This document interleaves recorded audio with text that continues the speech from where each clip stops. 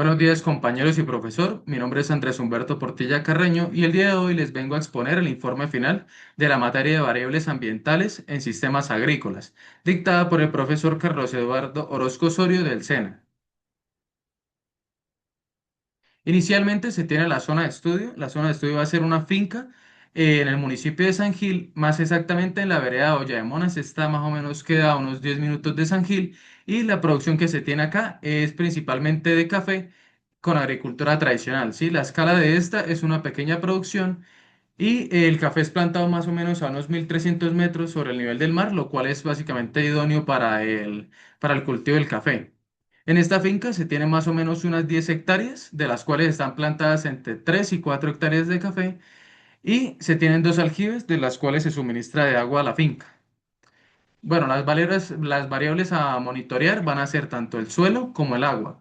En el suelo se va a tener la temperatura del suelo, el pH del suelo y la humedad del suelo. Estos van a ser tomados mediante el termómetro, el pHímetro y el sensor de humedad. Y en cuanto al agua de los dos aljibes, se va a tomar la temperatura, el pH del agua, el oxígeno disuelto y la conductividad eléctrica, mediante el termómetro, pHímetro, oxímetro y conductímetro.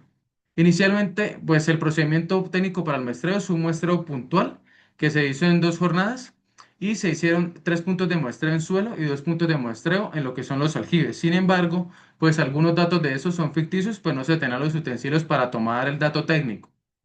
A partir de eso se hizo el registro de variables dando como resultado lo siguiente. Acá se tienen las tres muestras de suelo, las cuales muestran resultados de temperatura entre 20 y 22 grados centígrados, lo cual estaría bien y pH de 5,4, 5,8 y acá se tiene una anomalía de pH de 5.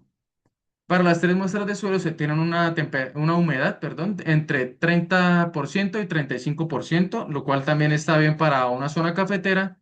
Y en cuanto a los dos aljibes, se tienen dos temperaturas muy parecidas, pHs parecidos y oxígenos disueltos en agua, los cuales esto tienden a variar bastante uno del otro, pasando de 6,4 a 5,9, igual que la conductividad, la cual esto, pues, esto está muy dispareja una de la otra, mostrando una anomalía. Entonces, a partir de esto, se nota que, pues, digamos, en cuanto a las muestras de suelo, se tienen, digamos, pHs de 5,25 para la muestra 1, 5,6 para la muestra 2. Sin embargo, para la muestra 3 se tiene un pH de 5, lo cual pues básicamente es ácido para lo que es una zona cafetera y podría estar en riesgo el cultivo. Para los aljibes se tiene que el aljibe 2, ¿sí? Presenta mayor conductividad. ¿Esto qué quiere decir? Que presenta mayor cantidad de sedimentos en el agua, lo cual puede ser un factor importante en cuanto al aireamiento del agua. Y puede ser esto también de riesgo para el cultivo. A partir, pues, básicamente de estas variables, se tuvo que en algunos puntos, ¿sí? Más que nada en el punto 2 se tiene una baja humedad y como la mencionan en el aljibe 2 también se tiene una conductividad eléctrica demasiado alta, por lo tanto se tienen muchos sedimentos en agua.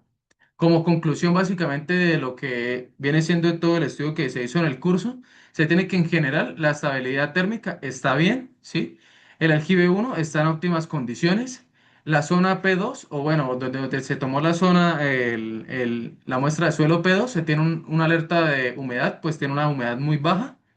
En la zona P3 se tiene un pH casi ácido, siendo un pH de 5, y en el aljibe se tienen demasiados sedimentos en el agua, entonces ese requiere mantenimiento.